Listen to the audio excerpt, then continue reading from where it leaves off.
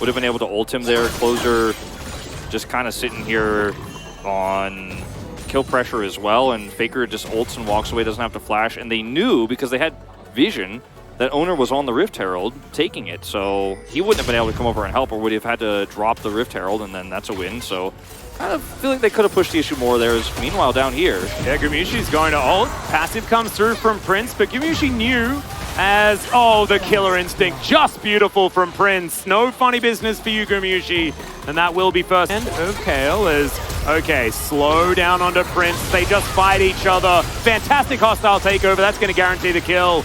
As Croco looking to try and time this one right, and he does so. Great knock-up to come through as the bailout is going to come down. No kill in time as Croco trades it back, but it's another kill for Carrier. Gumayusi would have liked one of those, but they'll take the double, and they'll trade up on the side of T1. Yeah, I wish you got that. Gonna get second crash. Dub's looking for a flank here. So much value with that ward there as well. As you can see, T1 trying to get out towards the side. The Empress Divide goes completely wide. As the Cyclone also from Croco doesn't get enough done, and Live Sandbox, they're going to have to try that again another time. Yeah, that was a rough attempt there. The ward, as you mentioned, was massive because they were able to see the flank there from Dove React. They go up. Oh, Clozer! Yeah, the cast onto Clozer. He's just stunned forever, and it's the Extendo Beam that picks up the kill. You know, fan blowback. Hold on, let's watch this one more time before I get into this, because this is Dove is seen, and then Clozer is bopped out. He cannot get in. Takeover as well. Yeah, he just cannot get in to set up for this, so just completely whiffs there. If he hits everybody in that choke, this is a completely different story. Watch this happen again.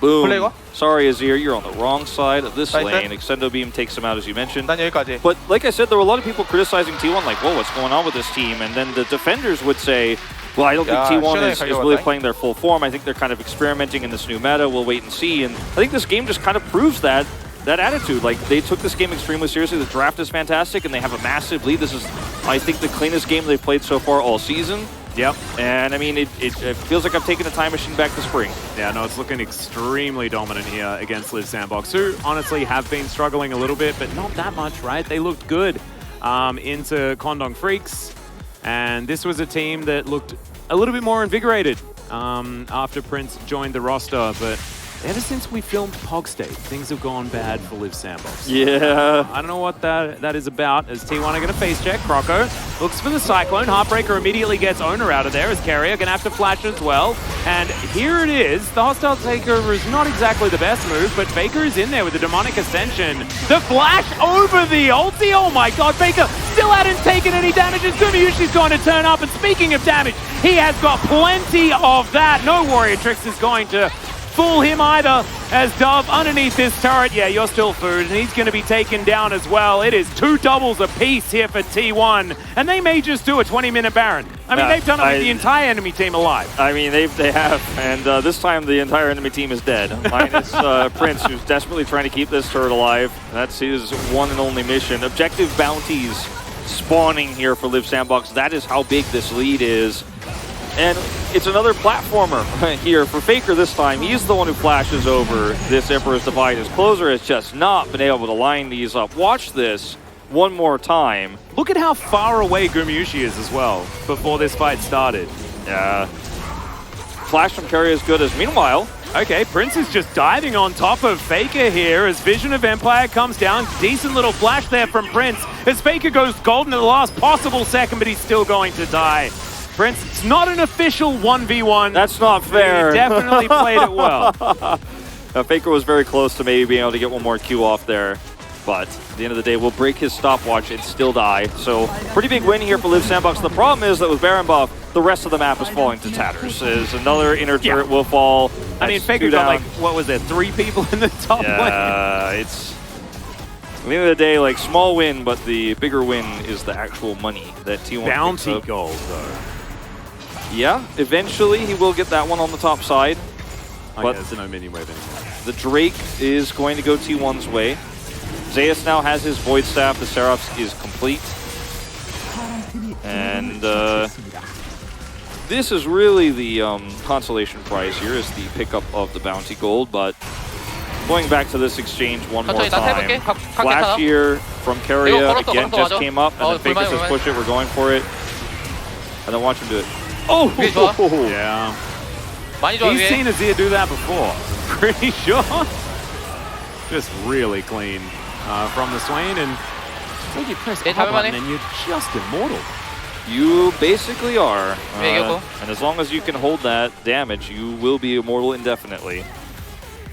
Faker does get hit here, though, of course, and is executed by Prince, but not before having a sick mechanical play. Forces Prince to flash with his claws that come out to look for the root, then stopwatches. Now, without Azir's help, maybe Faker gets out there. Yeah, does get the flash as well, so you'll take that. Yeah. Bit of a consolation prize. Sterilized Crystal Scepter is done. He's got a broken stopwatch, so once that Zonya's complete pretty quickly. Very, very useful on the Swain if you can keep people in the area. As you can see, a lot of money in advantage of T1 here for almost everyone as Croco's looking for Zeus. That's a flash that'll answer that whole situation in one fell swoop. Not too bad at all. Man, the summer spells that T1 are using, that flash one, that seems really good. I think everyone should take flash, man. I think What is Dove doing? So silly. Yeah, have you seen these Sejuani's taking Ignite instead? Yeah, what's that about? You can flash Arctic Assault, you know, for so much distance. Keria survived with 2 flashes. Faker, you know, survived with a flash earlier. Owner heartbroke the first Emperor's Divide that was dodged, and then Zeus is able to flash this wall. Lots of near misses, but great escapes for T1. Yeah, I remember when Flash got nerfed like a million years ago, and people were like, "Oh, no one's going to use this anymore." And yeah, that didn't happen. Turns out being able to appear somewhere else is always just pretty good. Vision Vampire comes down. Little decoy comes out from that Warrior Trickster, but I don't know whether this monkey is going to be quite tricky enough, as that body slam defensively was just beautiful. If that was a body slam even. I mean, I don't know what Croco was thinking. Just real dead anyway, so it doesn't even really matter. He's going back in.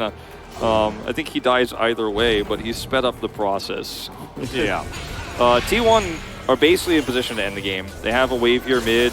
I mean, it's only 24 minutes in this meta, but they have so much damage and wave clear. This is easily an inhibitor push. And also, like, we already illustrated that Live Sandbox have a composition that just straight up doesn't work into T1s, and now T1's in your base, breaking your things, and like, Live Sandbox just cannot do anything to answer it. Dove now underneath this turret, and I think they can freely dive. Glenn's not going to be immune enough here as Faker might have to flash get himself out of the way. The bailout does come through, but I don't think he's going to be able to survive. So, as I say it, pretty instant cast curse, and Faker will go down. Hex gates are going to be taken, though. I don't know whether Live Sandbox still want to fight this. Don't think so. They're going to have to just clear waves. The mid push is coming here with its first wave of super minions. Top was broken open as well, so Live Sandbox have a lot of problems they're going to have to deal with before the next fight. A minute 30 for next Baron, minute 40 for the Hex Tech Soul Point. Prince? Yeah, Prince in a lot of trouble. Zay's going to throw a cask at him, and that is a nuclear bomb. That cleanse was so sad. He's like, am I good? No! My screen went gray. Is that bad?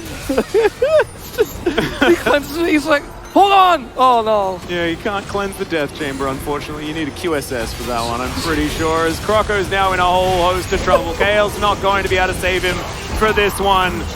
Zeus picks up that kill now as a hostile takeover comes in. Kale desperately looks for someone to hit as Clozer is real dead yet again. Dealing with these Emperor's Divides seems to be something that T1 is very, very comfortable with this game. Yeah, Clozer has been read like a book. And now, these Nexus turrets are really under fire. Yeah. Okay, there's the Demonic Ascension. Faker just going inside the mist. He'll utilize his Zonya's Hourglass to keep himself alive. Dove also does the same. The pullback onto Kale, though.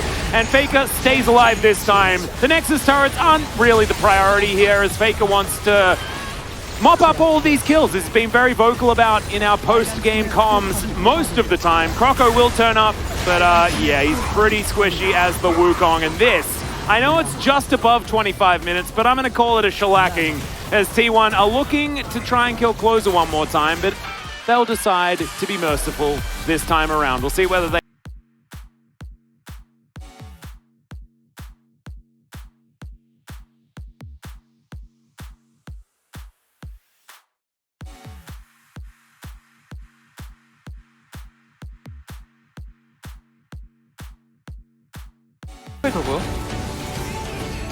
나 집 테라면 좋긴 해. 그래서 나왔고. 나 슈렐 있어서 구인 궁키면 빠지면 될 듯. 나오긴 했어. 나이스. 나 텔파 갈게. 고현 텔 있어. 얘 존야 있다 고현. 아니 너 시끄럽겠다 우지야. 뭐야 그렇네. 고현 천천히 해봐. 고현 너 나 W 돼 아무나. 고현 떼줄게. 아니 나 언제 끊겼노? 야 5분 한다 5분 4초. 잡았어. 오! 야, 시간. 야 잘해야겠다. 시간. 나 5분밖에 없긴 해. 2로 끊어줄게. 한번 끊었고 디코 있어. 그걸 받았다. 씨 에반데?